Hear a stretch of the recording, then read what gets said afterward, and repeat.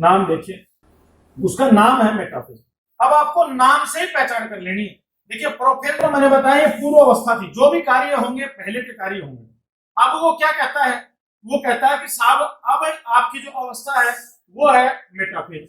अब देखिए मेटाफेज को समझिए। तो मेटाफेज में मैंने आपको चित्र में ही बता दिया। मैंने आपको एक दिन पहले बताया था कि आपको हमेशा के लिए एक बात दिमाग में रखनी है कि जब भी आप विज्ञान में किसी चीज को पढ़ें, सबसे पहले उसके नाम का ऑपरेशन करने की कोशिश करो, आपका आंसर उसी समय निकल करके आ जाएगा। बिल्कुल चिंता फिक्र करने की जरूरत नहीं है। और कोशिका विभाजन में तो डायग्राम जो है वो स्टेप बाय स्टेप आपके विजुअल मेमोरी में सेव कर लो, कभी भी आपको याद करने की जरूरत ही नहीं पड़ेगी, कोई चिंता फिक्र करने की जरूरत नहीं है। यहां इसने बोला मेटाफेज, ये बोल रहा है भाई मेटाफेज। देखिए मेटाफेज का मतलब होता है मध्यावस्था। मेटाफेज का मतलब होता है मध्यावस्था। मैंने बोला इसका ऑपरेशन कीजिए, मध्य प्लस अवस्था। इसका ऑपरेशन करने से दो नाम निकले। दो नाम क्या है कि मध्य प्लस अवस्था। तो मध्य, इसके नाम में ये खुद चिल्ला चिल्ला करके बोल रहा है भैया, मेरा मतलब ये खुद बोल रहा है, आप इसके नाम को समझिए। ये कह रहा है कि गुणसूत्र मध्य स्थिति में आएंगे, चिल्ला चिल्ला करके बोल रहा है। आगे देख लो, इस कोशिका के मध्य स्थिति में एक सीधी लाइन में गुणसूत्र आ गए। इसका सबसे इंपॉर्टेंट बिंदु यही है कि इसमें इसमें गुणसूत्र इसमें गुणसूत्र कोशिका के इसमें गुणसूत्र कोशिका के मध्य मध्य भाग पर अथवा प्लेट पर मध्य भाग पर एक सीधी रेखा में आ जाते हैं। बिल्कुल बहुत इंपॉर्टेंट बात है। ये बात आपको चित्र से याद हो रही, बिल्कुल याद करने की जरूरत नहीं है। इसने ये बोला है कि इस अवस्था में गुणसूत्र कोशिका के बिल्कुल मध्य भाग में एक सीधी रेखा में आ जाते हैं। ये बात उसने बोली है। दूसरी बात वो क्या कहता है समझिए, बड़े गुणसूत्र। वो कहता है कि बड़े जो गुणसूत्र है प्यारे विद्यार्थियों, ये बड़े गुणसूत्र बाहर की ओर, बड़े गुणसूत्र बाहर की ओर, और छोटे जो गुणसूत्र हैं, छोटे गुणसूत्र मध्य की ओर होते हैं। छोटे गुणसूत्र मध्य में होते हैं। ये बात आपको याद रखनी है, मध्य में होते हैं। ठीक है। तीसरी बात जो यहाँ है, वो तीसरी बात ये है, और तीसरी बात जो सबसे इंपॉर्टेंट बात है, वो तीसरी बात ये है कि गुणसूत्र इसी अवस्था में पूर्णतः स्पष्ट दिखाई देने प्रारंभ हो जाते हैं। पूर्णतः स्पष्ट दिखाई देते हैं, पूर्णतः स्पष्ट दिखाई देते हैं। और पूर्णतः स्पष्ट दिखाई देने के कारण ही, पूर्णतः स्पष्ट दिखाई देने के कारण ही हमेशा हमेशा गुणसूत्र का अध्ययन इसी अवस्था में होता है, इसी अवस्था में होता है। प्यारे विद्यार्थियों समझिए बात को। यह प्रश्न आपसे विभिन्न प्रतियोगी परीक्षाओं में बहुत बार पूछा जा चुका है कि बताइए गुणसूत्र का स्पष्ट अध्ययन, या गुणसूत्र कब स्पष्ट दिखाई देता है, या गुणसूत्र का अध्ययन निम्नलिखित में से किस अवस्था में किया जाता है। क्योंकि गुणसूत्र सिर्फ मेटाफेज नामक अवस्था के अंदर बिल्कुल साफ दिखाई देता है, इसके अलावा यह बिल्कुल साफ किसी भी अवस्था के अंदर दिखाई नहीं देता, बिल्कुल स्पष्ट किसी अवस्था में दिखाई नहीं देता। इसलिए गुणसूत्र का अध्ययन सदैव मेटाफेज नामक अवस्था के अंदर ही किया जाता है। बिल्कुल इस बात को ध्यान से आपको दिमाग में रखना है। अब भैया देखिए चित्र की तरफ आइए। अब क्या होता है कि ये जो हमारी अवस्था है, मैं इसको मिटा दूं, तीसरी अवस्था के अंदर आएंगे। तीसरी अवस्था की बात मैं आपको बताता हूँ, उसके बाद चित्र में समझाएंगे आपको। देखिए दोबारा से, ये मेटाफेज, मेटाफेज के बाद हमारी एनाफेज की अवस्था है। देखिए एनाफेज में आपको समझाता हूं मैं।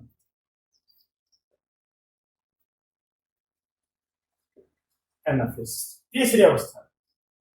अब देखिए भैया तीसरी अवस्था में क्या, तीसरी अवस्था में क्या होता है, ये इसके अंदर भी दो तरीके की बातें होती है, मैं आपको बताऊं। देखो ये जो तारकाय है ना, हमारा तारकाय,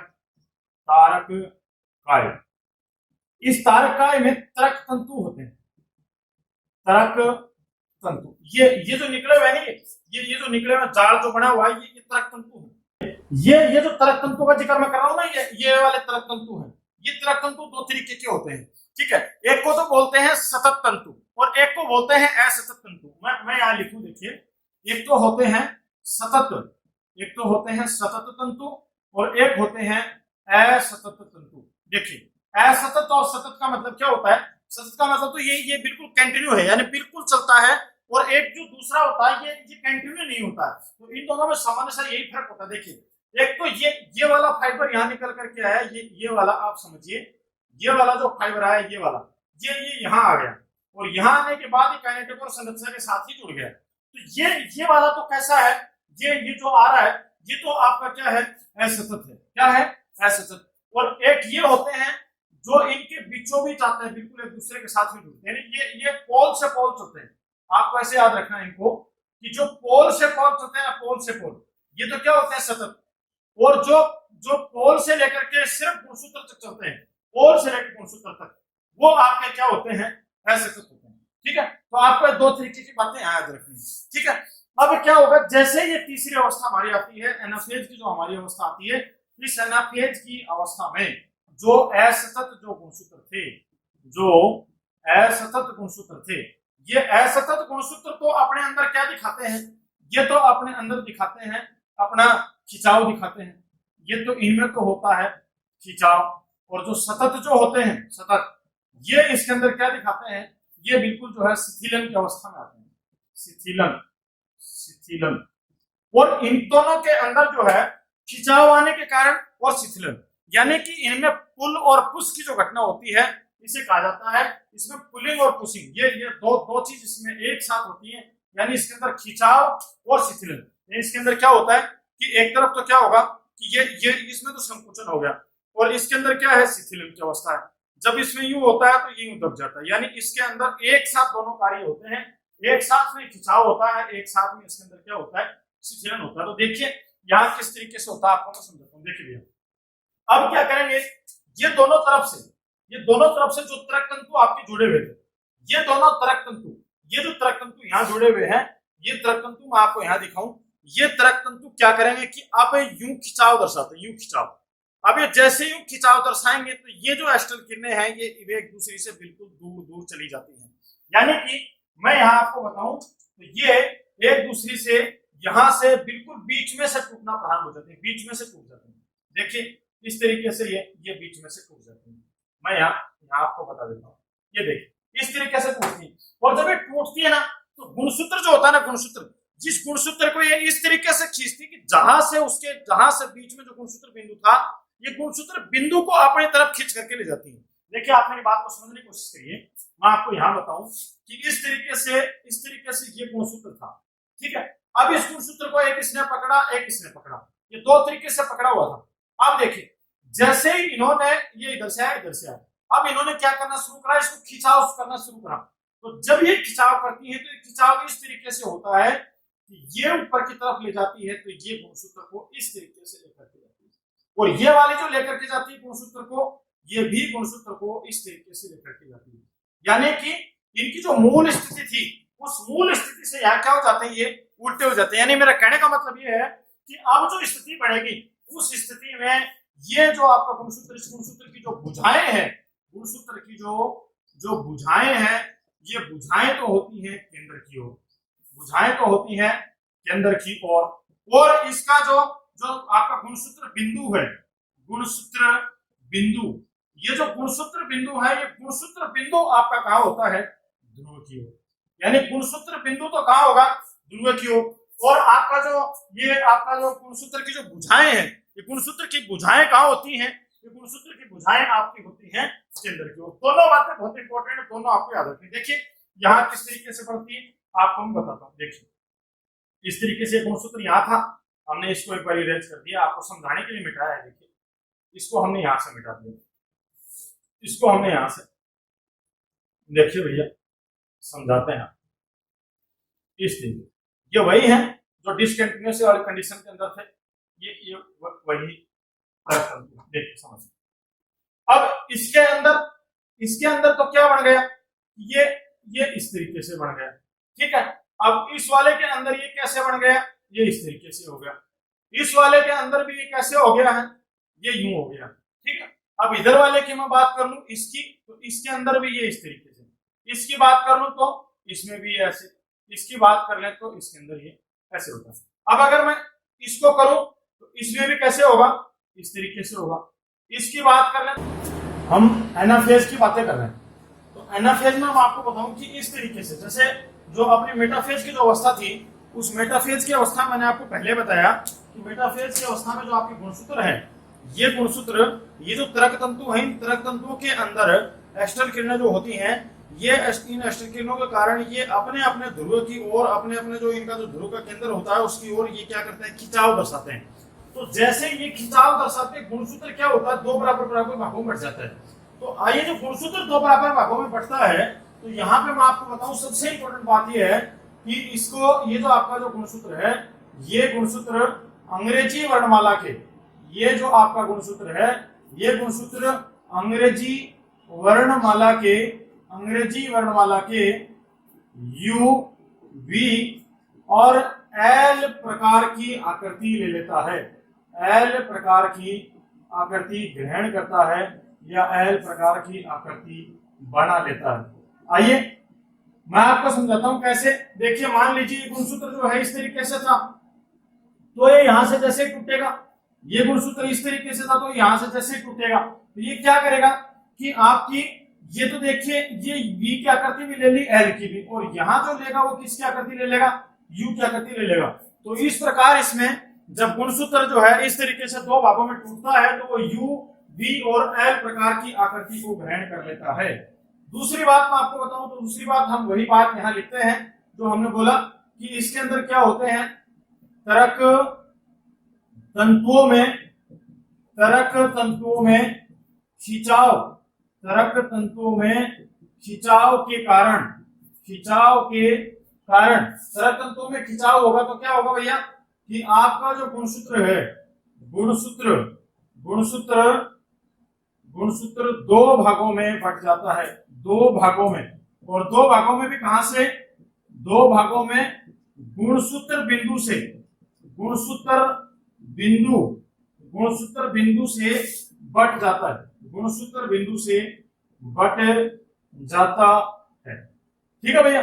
अब तीसरी बात जो मैं आपको यहां बताऊं, तो तीसरी बात ये है कि ये जो गुणसूत्र है, इस गुणसूत्र में आपको ध्यान देने वाली बात है कि ये आपके गुणसूत्र की भुजाएं हैं, ये गुणसूत्र की भुजाएं हैं। ये जो गुणसूत्र की भुजाएं हैं किधर की ओर है, केंद्र की ओर, ये इसका सेंटर है, इस सेंटर की ओर है, और ये इसका जो बिंदु है, जो आपका गुणसूत्र का बिंदु है, गुणसूत्र बिंदु, ये किधर है, आपके ध्रुव की ओर है। तो ये सबसे इंपॉर्टेंट बात है कि इस अवस्था में, यानी इसमें गुणसूत्र, इसमें गुणसूत्र की भुजाएं, इसमें गुणसूत्र की भुजाएं, तो गुणसूत्र की भुजाएं तो किस ओर है, गुणसूत्र की भुजाएं तो आपकी केंद्र की ओर है, गुणसूत्र की भुजाएं केंद्र की ओर, और आपका जो गुणसूत्र बिंदु है, गुणसूत्र बिंदु, ये जो गुणसूत्र बिंदु है प्यारे विद्यार्थियों, ये गुणसूत्र बिंदु किधर की तरफ है, ध्रुव की ओर होता है, ध्रुव की ओर होता है, ध्रुव की ओर होता है। और इसमें जो है पुशिंग और पुलिंग इस तरीके का मैकेनिज्म होता है इसमें, क्योंकि ये जो आपकी जो सतत थी, जो सतत जो तंतु थे, ये सतत तंतु तो क्या करते हैं, इसके अंदर शिथिलन की अवस्था में आ जाते हैं, और ये जो आपके जो असतत थे, जो आपके गुणसूत्र बिंदु के साथ जुड़े हुए थे, ये खिंचाव दर्शाते हैं। तो ये जैसे ही क्या करते हैं, खिंचाव दर्शाते हैं, तो ये तो दर्शाता है खिंचाव, ये इस तरीके से खिंचाव दर्शाते हैं, और वो इसके तरफ से आराम से इसके अंदर शिथिलन देते हैं। तो इस तरीके का यहाँ एक मैकेनिज्म होता है, पुलिंग पुशिंग मैकेनिज्म इसको यहाँ बोला जाता है। इसके बाद हम इसकी अंतिम अवस्था के ऊपर बात करते हैं, और इसकी अंतिम जो अवस्था है उसे कहते हैं टेलोफेज। तो अंतिम अवस्था से पहले मैं आपको बताऊं कि आपकी जो एनाफेज की जो अवस्था थी, उस एनाफेज की अवस्था में जो आपके गुणसूत्र थे, ये गुणसूत्र अब कहां चले गए हैं, ये ऊपर की ओर चले गए हैं, ये आपके ध्रुवों की ओर चले गए हैं, दोनों तरफ जो है गुणसूत्र ध्रुवों की ओर चले गए। मैं यहाँ पे आपको दिखा दूं, ये देखिए, इसको समझिए, ये चले गए अपने अपने केंद्र की ओर चले गए। इसको पूरा मैं मिटा ही देता हूँ, मैं लिख देता हूँ यहाँ पे, ये आप इसको समझिए इस तरीके से, ये कहाँ चले गए भाई, ये चले गए यहाँ पे, ये 1 2 3 4, यहाँ मैं लिख दूं 1 2 3 और 4, इस तरीके से। ठीक है भैया, अब बात करते हैं हमारा जो लास्ट है जिसे कहते हैं टेलोफेज। तो टेलोफेज की स्थिति में बात करें सबसे पहले तो एक बात तो आपके दिमाग में बिल्कुल स्पष्ट हो जानी चाहिए कि टेलोफेज की जो अवस्था है, ये टेलोफेज की जो अवस्था है, ये टेलोफेज की अवस्था सबसे पहली जो अवस्था थी नाम था प्रोफेज। ये प्रोफेज की विपरीत अवस्था है, प्रोफेज की विपरीत अवस्था है प्रोफेज की। और प्रोफेज की विपरीत अवस्था होते ही आपके दिमाग में एक बात सेट हो गई है कि प्रोफेज के अंदर जो कुछ भी हुआ था अब यहाँ पे उसका विपरीत होगा। तो यहाँ पे विपरीत क्या होगा समझिए कि वहां पे क्या विलुप्त हो गया था भैया, केंद्रक विलुप्त हो गया था, दूसरा केंद्रक झिल्ली, और तीसरा आपका जो केंद्रक केंद्रिका थी वो केंद्रिका, और केंद्रिका सहित अन्य अंग, अन्य कोशिकांग विलुप्त हो गए थे और यहाँ पे वो दिखाई देने लग जाते हैं, दिखाई देने लग जाते हैं। ये समझना है आपको। तीसरी बात को कहता है कि ये जो दिखाई देंगे तो आपका गुणसूत्र वहां क्या हो रहा था कि संघनित हुआ था। तो यहां हम लिखेंगे कि आपका अब जो गुणसूत्र है वो गुणसूत्र दिखाई देना बंद हो जाता है और क्रोमेटिन धागों के जाल के रूप में बन जाता है, क्रोमेटिन धागों के जाल के रूप में हो जाता है। अब ये दिखाई नहीं देता भैया, ठीक है। इसके बाद में आपका जो तारकाय था, ये मैं लिखूं यहाँ पे कि आपका यहाँ पे जो तारकाय था, ये तारकाय पुनः अपनी मूल स्थिति की ओर, अपनी मूल स्थिति पर चला जाता है। आइए डायग्राम में देखते हैं, डायग्राम में किस तरीके से बताता समझिए। देखिए भैया, अब ये अपनी मूल स्थिति की ओर जाएगा तो इसने सबसे पहले तो बोला कि यहाँ पे केंद्रक जो है वो स्पष्ट दिखाई देने लग जाएगा, हमने दिखा दिया केंद्रक, ठीक है, बिल्कुल केंद्रक स्पष्ट दिखाई देगा। अब ये अपनी मूल स्थिति की ओर चला जाएगा, मतलब यहाँ आ गया, ये भी आ गया। इसके अंदर उसने बोला कि गुणसूत्र जो है वो इसके अंदर आ जाएंगे, तो गुणसूत्र इसके अंदर आ गए। उसके बाद वो कहता है कि सात गुणसूत्र आपकी केंद्रक जो झिल्ली है वो दिखाई देने लग जाएगी, अन्य जो अंग है वो अन्य अंग दिखाई देने लग जाएंगे। तो इस तरीके से जो है ये अन्य अंग दिखाई देने लगे, ठीक है। इस तरीके से ये अन्य अंग हमने यहाँ बढ़ा दिए, ठीक है। अब क्या होगा, अब इसकी अंतिम स्थिति की बात करें, उसने कहा गुणसूत्र अब दिखाई देने बंद होंगे, तो गुणसूत्र दिखाई देने हमने यहाँ बंद करवा दिए कि गुणसूत्र दिखाई देने बंद हो गए। चलिए, अब जो इसकी जो लास्ट स्टेज है उसे कहते हैं कोशिका द्रव्य का विभाजन, उसे कहते हैं कोशिका द्रव्य का विभाजन। तो आइए हम कोशिका द्रव्य के विभाजन की बात करते हैं। तो ये हमारे सबसे लास्ट बिंदु है कोशिका द्रव्य विभाजन। कोशिका द्रव्य विभाजन का मतलब है कि अब जो कोशिका द्रव्य था अब उसका विभाजन होगा। तो उसका विभाजन देखिए भैया, अगर मैं जंतु कोशिका की बात करूं, यहां पे मैं लिख देता हूं कि ये जंतु कोशिका। तो जंतु कोशिका की बात करूं तो जंतु कोशिका की जो सेल वॉल होती है जिसे प्लाज्मा झिल्ली कहते हैं, जो लिपोप्रोटीन की बनी होती है, ये बहुत अच्छी होती है, सॉफ्ट होती है। इस वजह से इसके अंदर यहीं से संकुचन होना प्रारंभ हो जाता है, यूं संकुचन होना प्रारंभ हो जाता है इसके अंदर, ठीक है भैया। और इधर से भी इसके अंदर यूं करके संकुचन प्रारंभ हो जाता है। तो इसमें यूं संकुचन प्रारंभ होता है, संकुचन प्रारंभ होता ये यूं करके, और ये जाकर के कोशिका दो भागों में बट जाती है। और इस तरीके से आप ऐसा समझ लीजिए कि यही कोशिका है। तो ये जो है अब आपकी कोशिका दो संतति कोशिकाओं में विभक्त हो जाती है। ये आपकी जो कोशिका थी वो एक कोशिका ये हो गई और एक ये, और इस तरीके से यह दो संतति कोशिकाओं में विभक्त हो जाती है, ठीक है। यानी मैन कोशिका एक ये थी और अब ये इस मैन कोशिका से दो कोशिकाओं में विभक्त हो गई है, ठीक है भैया। और अगर अपन पादप कोशिका की बात कर लें, पादप कोशिका, तो देखिए भैया आपकी जो पादप कोशिका है, इस ये जो पादप कोशिका के अंदर इसकी जो सेल वॉल है ये जो सलवार होती है इसकी, ये सलवार थोड़ी मजबूत होती है, इसलिए इसके बीचों बीच इस तरीके से मध्यम पट्टिका बनती है, एक पट्टिका बनती है, यहाँ पर प्लेट बनती है, और इस प्लेट से धीरे धीरे प्लेट पूरी की पूरी जुड़ जाती है। और जैसे ये पूरी प्लेट जुड़ जाती है प्यारे विद्यार्थियों, तो प्लेट जुड़ जाने के बाद ये धीरे धीरे एकदम से यूं अलग हो जाती है, एकदम से अलग हो जाती है। तो इसमें एक कोशिका जो है, एक कोशिका दो भागों में बट जाती है, और इस तरीके से एक कोशिका का विभाजन होकर वह दो संतति कोशिकाओं में विभक्त हो जाती है। आपको ये वीडियो लेसन कैसा लगा, ये बात आप हमें कमेंट्स बॉक्स में बताएं। आपके कमेंट्स का मैं कमेंट्स बॉक्स में इंतजार करूंगा। अगर आप मेरे YouTube चैनल पर नए हैं, अभी इसी वक्त इस चैनल को सब्सक्राइब करें और विज्ञान के और वीडियोस का आनंद लें और अपनी पढ़ाई को लगातार बरकरार रखें। मैं आपकी विज्ञान में मदद करने वाला हूं। आप सब्सक्राइब करके मुझे प्रोत्साहन दें। आपका प्रोत्साहन ही मेरी सबसे बड़ी पूंजी होगी। इसी के साथ आपको मेरा प्यार भरा नमस्कार। जय हिंद, धन्यवाद।